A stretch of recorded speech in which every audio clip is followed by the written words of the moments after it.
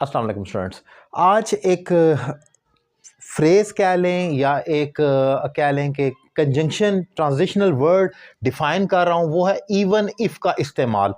ये हम इस्तेमाल करते हैं फ़िक्रों को जोड़ने के लिए और ज़ोर देने के लिए। किस तरीके से इस्तेमाल होता है, एग्जांपल्स क्या हैं, डिफ़ाइन करूँगा। और अगर आपको मेरे पढ़ाने का तरीका पसंद आए तो ये एक डेमो क्लास की तरह है। आप देख सकते हैं कि मैं कितना ईजी करके इसको पढ़ा रहा हूँ। अगर आप सेटिस्फाई हों तो आप मुझसे ऑनलाइन इंग्लिश लैंग्वेज कोर्स कर सकते हैं, पाकिस्तान में या पाकिस्तान से बाहर किसी भी जगह से। एक रीज़नेबल सिर्फ फ़ी पे करनी है आपने और अकेले 1-on-1 क्लास लेनी है, जहाँ पर फीमेल स्टूडेंट्स के लिए फीमेल टीचर भी मौजूद है।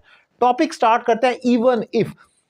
उर्दू में इसका मतलब हम ऐसे ले सकते हैं कि बेशक ऐसा भी हो जाए या अगरचा ऐसा भी हो जाए, तो यानी कि आपने जोर देना है। एक स्टेटमेंट तो हो रही है लेकिन इसके बावजूद अगर ऐसा भी हो फिर भी मैं ये करूंगा। अब वो सारा सिनेरियो क्या बनता है, एग्जांपल से क्लियर होगा। पहले जरा डेफिनेशन देख ले। टू एम्फेसाइज एनीथिंग, फिर something will be true if another thing happen, कि जो एक स्टेटमेंट है वो फिर भी सच्ची होगी बेशक कुछ दूसरी बात उसके साथ हो जाए। मसलन कि एक बात जो मैंने कही है वो फिर भी दुरुस्त है बेशक कोई चीज़ उसके अगेंस्ट भी जा रही है। तो अब ज़रा कैसे एग्जांपल से क्लियर होगा। आई विल हेल्प हिम, मैं उसकी मदद करूंगा। आपने देखा कि मैं उसकी मदद करूंगा। Even if you stop me, अगर हत्ता कि तुम मुझे रोकते भी हो, बेशक तुम मुझे रोको भी, मैं उसकी मदद करूंगा। अब उर्दू मैंने कहा ना कि बेशक कह लें, हत्ता के कह लें, अगरचा कह लें, जो मर्जी उर्दू आप चेंज कर सकते हैं, लेकिन स्ट्रक्चर जो है वो ये है कि आई विल हेल्प हिम। इस एक्शन पर मैंने जोर दे दिया, बेशक ये वाला सेकंड स्टेटमेंट हो जाए। जैसे मैंने कहा ना कि इफ अनदर थिंग हैपन, बेशक ये थिंग हैपन हो जाए फिर भी ये वाली स्टेटमेंट ट्रू ही रहेगी। एग्जाम्पल और देख लें।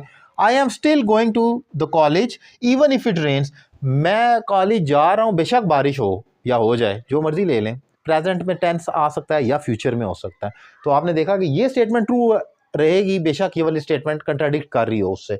एक और एग्जांपल देखें। If they invited me, by the way it's like second conditional sentence जिसमें पास्ट इंडेफिनिट और दूसरा फिर वुड का इस्तेमाल होता है। इफ दे इनवाइटेड मी, अगर उन्होंने मुझे इनवाइट किया, आई वुडेंट गो। ये इसमें जो मैं डिफाइन करना चाह रहा हूं वो ये कि इवन इफ का इस्तेमाल आप शुरू में भी रख सकते हैं। जैसे मैंने यहां पर एग्जांपल लिखी, जैसे ये वाली क्लास पहले भी आ सकती है। इवन अगर अगर अगर उन्होंने मुझे इनवाइट किया भी, आई विल नॉट गो, मैं नहीं जाऊंगा। तो ये यहां पर आप देख सकते हैं कि इवन इफ का हमने इस्तेमाल किया है कि अगर अगर ऐसा बेशक उन्होंने इनवाइट किया भी, ऐसे भी कह सकते हैं बेशक उन्होंने किया भी, मैं नहीं जाऊंगा। तो आप इसको स्टार्ट में भी रख सकते हैं। लेकिन इंपॉर्टेंट पॉइंट ये कि इवन इफ को आपने तब इस्तेमाल करना है जब अपनी स्टेटमेंट पर जोर देना हो, बेशक अगली स्टेटमेंट उसके अगेंस्ट जा रही हो। कि बेशक मेरी तबीयत ठीक नहीं है फिर भी मैं लेक्चर रिकॉर्ड कर रहा हूँ। तो मतलब हालांकि लेक्चर मेरी तबीयत ठीक नहीं है तो ये कंट्राडिक्ट कर रही है मेरे दूसरे एक्शन से जो मैं लेक्चर रिकॉर्ड कर रहा हूँ, लेकिन क्योंकि मैंने जोर देना है इसलिए इवन इफ का इस्तेमाल करना है। और बहुत सारी एग्जांपल्स हो सकती हैं, आपके माइंड में भी आ रही होंगी, आप उसको एग्जांपल्स में लिख सकते हैं। और अगर कोई चीज़ ना समझ आए तो व्हाट्सएप पर पूछ सकते हैं। और ऑनलाइन क्लासेस के लिए तो बेहतरीन मौका है, रमज़ान में आप ज्वाइन कर सकते हैं। नंबर आपकी स्क्रीन पर मौजूद है। Thank you very much.